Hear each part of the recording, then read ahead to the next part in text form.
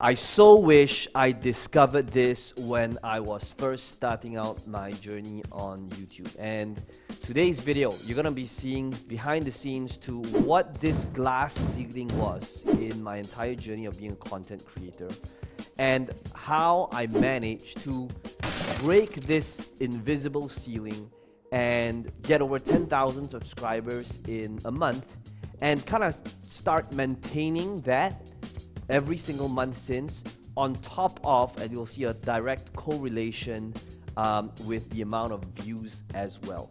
And if you watch till the end of the video, you'll be able to discover this number one thing that YouTube algorithm is really giving a ton of weightage right now. And if you implement this, this will be serving you, your channel. You will be giving what YouTube wants, and because of that, they're going to be rewarding your channel significantly.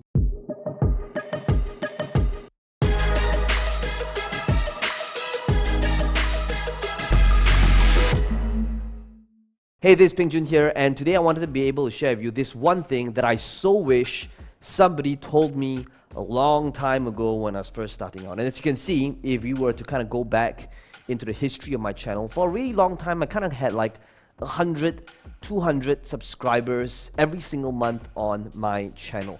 And it wasn't because I wasn't publishing any content, but rather it was because I was doing it wrong. I didn't necessarily understand what YouTube wants.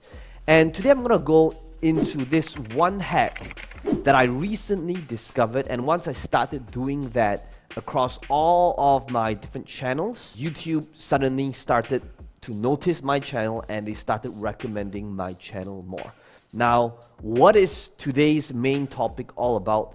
It is all about giving what YouTube wants, which is utilizing your video or your channel or you and recommending it through third-party websites. That's right.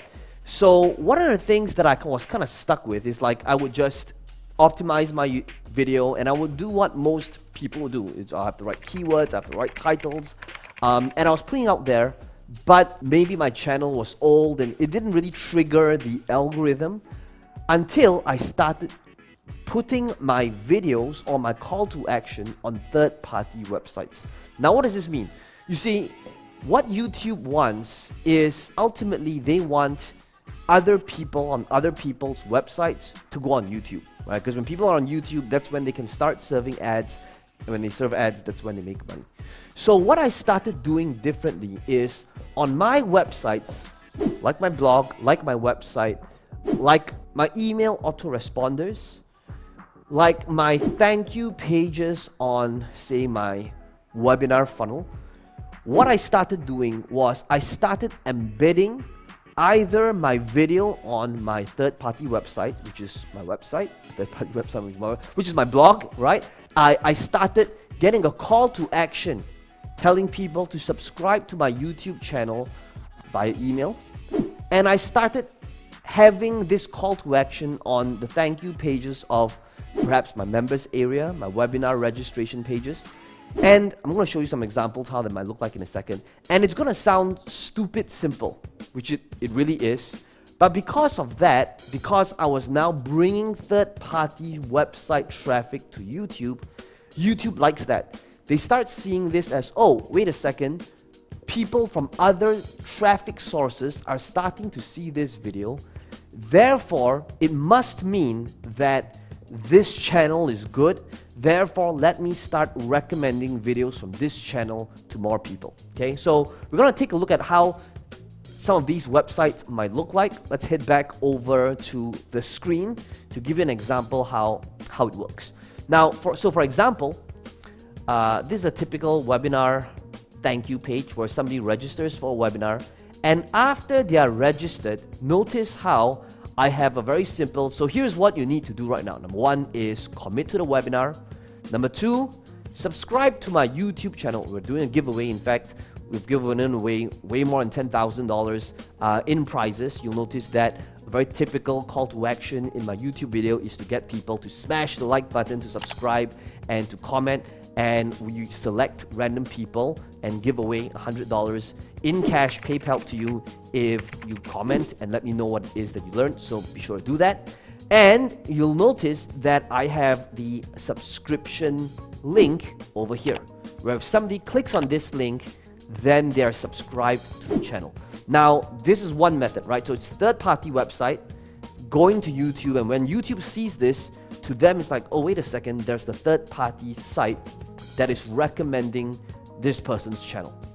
Now, at the same time, so that's one, right? Third-party website via website or sales funnel.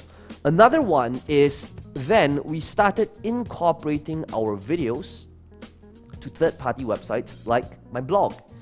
So this video over here, for example, if I were to open a new tab, links to my YouTube video where we did the split test on Facebook. Facebook boosted post versus dark post, right? You might have seen it. We did a $20,000 experiment to see if there was a difference and which one worked better. And same thing over here, we would promote this blog post, and when people are on the blog post, and this is more of a long-term play, so that if people are searching for, you know, Facebook boosted post versus dark post, they might find the video, or they might find the blog post, of which the blog post embeds the YouTube video on it. Okay, so this is another way where we started to kind of incorporate our videos on other people's websites, which is really ours, third party. But because of that, YouTube then started recommending our channel more, but most importantly, you'll start seeing our videos started increase in the same exact, well, not same exact proportion, but direction. Well, you'll see that recently we had our first ever month with over 1 million YouTube video views, and it was really largely attributed to this. Sounds super simple, and it is. The whole idea is to allow you to start taking action on this immediately. So what should you be doing? Here's what you need to be doing.